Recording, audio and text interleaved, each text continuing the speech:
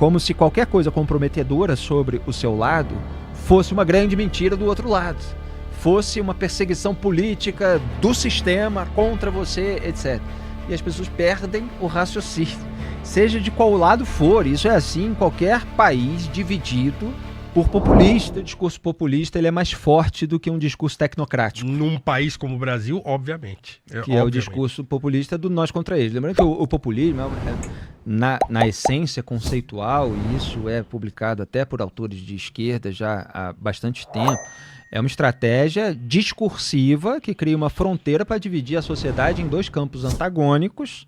De um lado, o povo, e cada populista o conceitua à sua maneira, e de outro, a elite, ou o sistema, ou o establishment, e aí também cada populista o conceitua de determinada maneira. Esse binarismo, esse antagonismo, o Lula sempre tratou como o povo, se referindo à população de baixa renda, principalmente do Nordeste no Brasil, mas de todo o Brasil, contra as elites. Obviamente falseando a realidade de que ele próprio faz parte dessas elites há décadas já, e sempre esteve mancomunado com ela ao longo dos mandatos petistas, como a gente viu em diversos escândalos, inclusive o Petrolão, com os empreiteiros ali mais ricos do país, faturando bilhões em contratos públicos, enquanto estavam pagando propina para agentes públicos, para agentes políticos, e todo esse pessoal é camarada da cúpula petista, que em boa parte foi condenada também pelo escândalo do mensalão.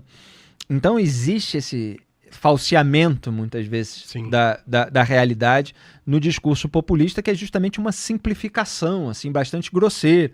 Até essa técnica do discurso populista ela vem justamente da tentativa de você amalgamar no discurso uma série de demandas populares de setores diferentes, porque... No Brasil, então, 200 milhões de pessoas de várias regiões diferentes, com climas diferentes, com arquiteturas diferentes, etc. E para você juntar tudo isso num só discurso bastante simples e de fácil apreensão, você fala, nós somos o povo e nós precisamos lutar contra aquelas pessoas malvadas, etc. E aí a pessoa entra naquele discurso e não consegue mais fazer o seu próprio raciocínio sobre a situação específica particular. Sim. Então hoje o bolsonarismo é contra a esquerda, é o consórcio do governo Lula com o STF ou qualquer coisa assim.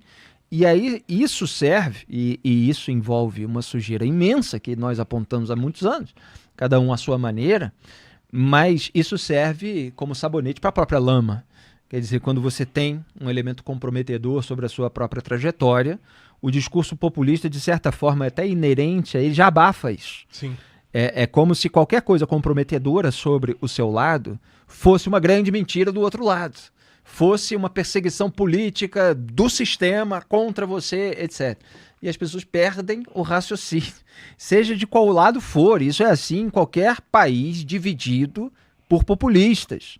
O populismo ele tem esse elemento inerente de qualquer verdade que seja comprometedora para o seu grupo. A partir do momento que você passou a raciocinar conforme a concepção populista, significa que aquilo é algo que está sendo usado numa grande conspiração contra o grupo com o qual você se identifica. E as pessoas ficam presas, Paulo. Então, assim, eu faço questão de refletir, usar toda a sua sapiência aqui nesse programa para refletir sobre esse ponto, porque não é uma questão de candidato, não é uma questão de corrida eleitoral, é uma questão de autonomia mental. Sim. As pessoas vão decidir votar em quem elas quiserem, conforme a circunstância, seja no primeiro turno, que é uma circunstância, seja no segundo turno, que é outra circunstância.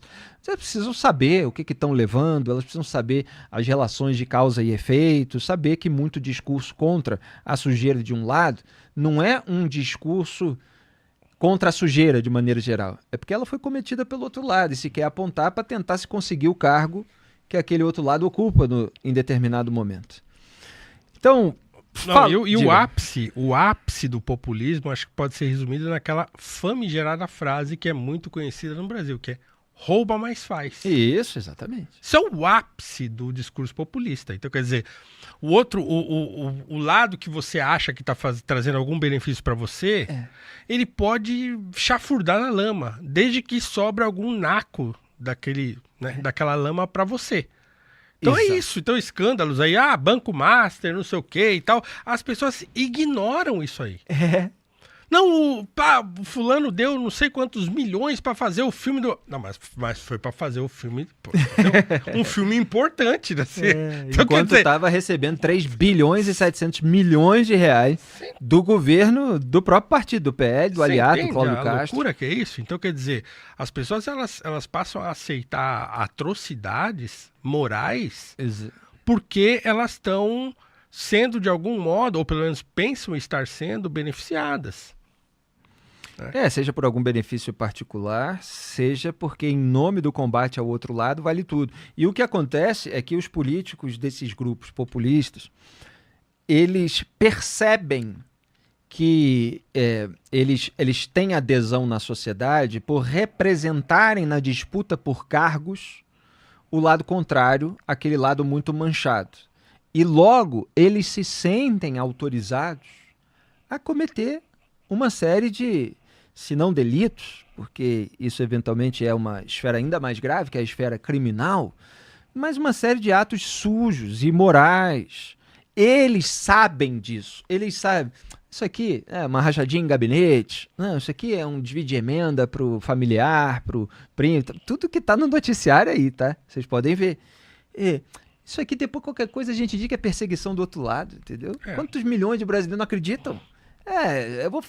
O cara faz aquilo ali e fala, não, se for pego e tal, a gente faz o discurso que é o outro lado, que está querendo perseguir a gente, etc. Então se dá um passe livre, se dá um salvo-conduto para a delinquência, se dá um salvo-conduto para essas relações promíscuas que são criticadas quando o outro lado incorre nela.